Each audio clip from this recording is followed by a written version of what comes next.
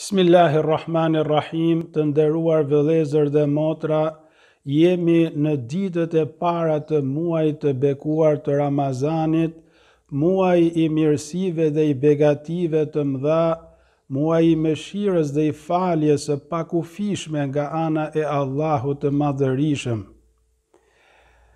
Është një mirësi e madhe dhe një fat i madh për besimtarin që t'i bëhet e mundur që t'jetë gjallë në këtë muaj të bekuar dhe t'jetë i shëndetshëm.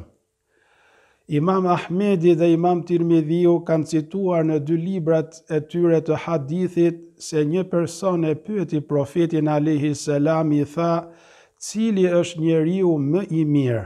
Profeti alayhi salam u përgjigj, njeriu më i mirë është ai të cilit i zgjatet jeta dhe i përmirësohen veprat.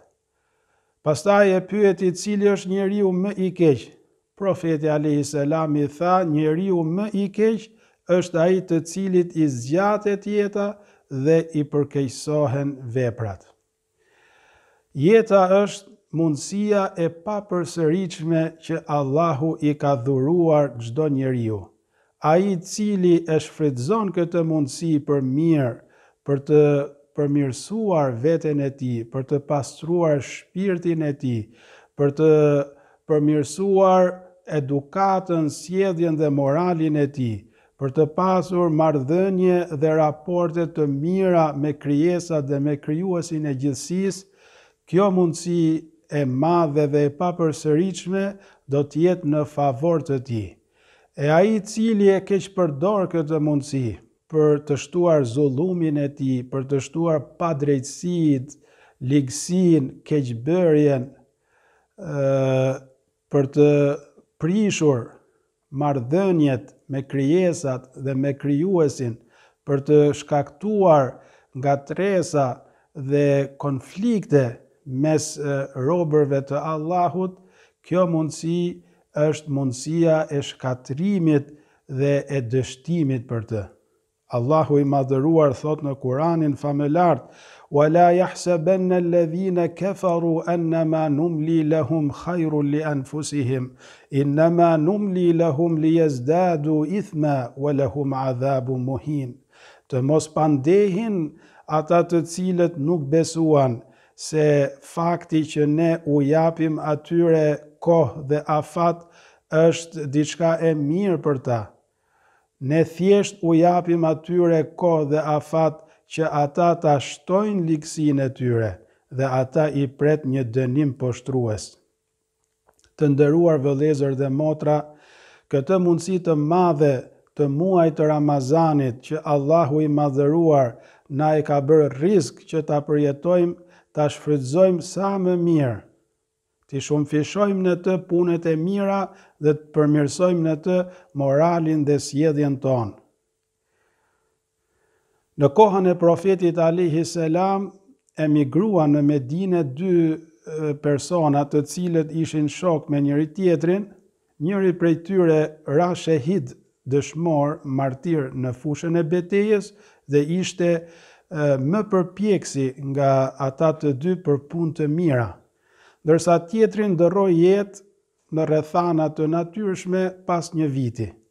Dikush i pa në ëndër dhe pa në ëndër që ai i cili vdiq një vit më pas hyri në xhenet para atij i cili kishte ndruar jetë një vit më herët dhe që kishte ndruar jetë në fushën e betejës, një vdekje e lavdishme dhe fisnike.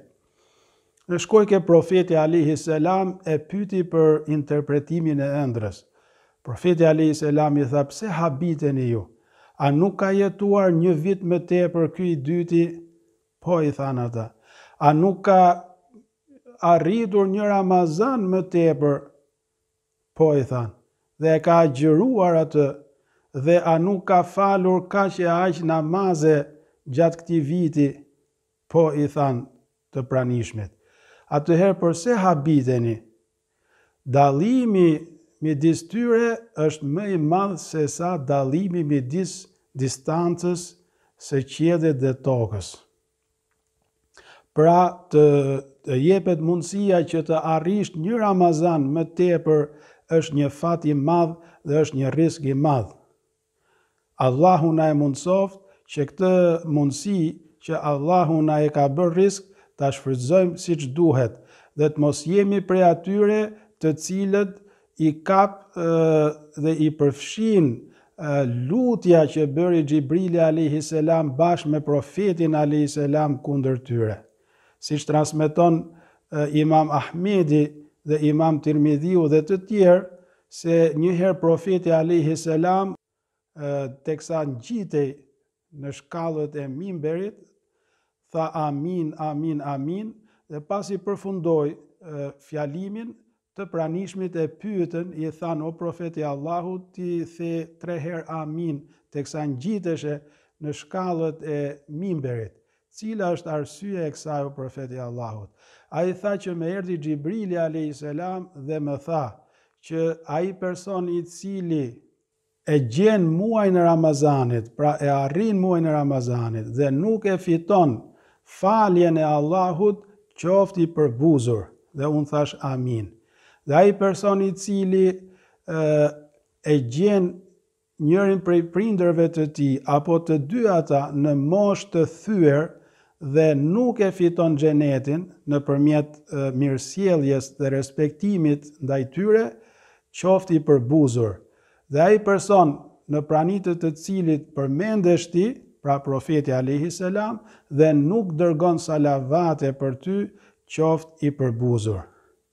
Allahu i madhëruar na ruajt që të bëhemi pjesë e këtyre njerëzve dhe na e mundsoft që të bëhemi pjesë e njerëzve të devotshëm dhe njerëzve të mirë. Wa akhiru da'wana anil hamdulillahi rabbil alamin.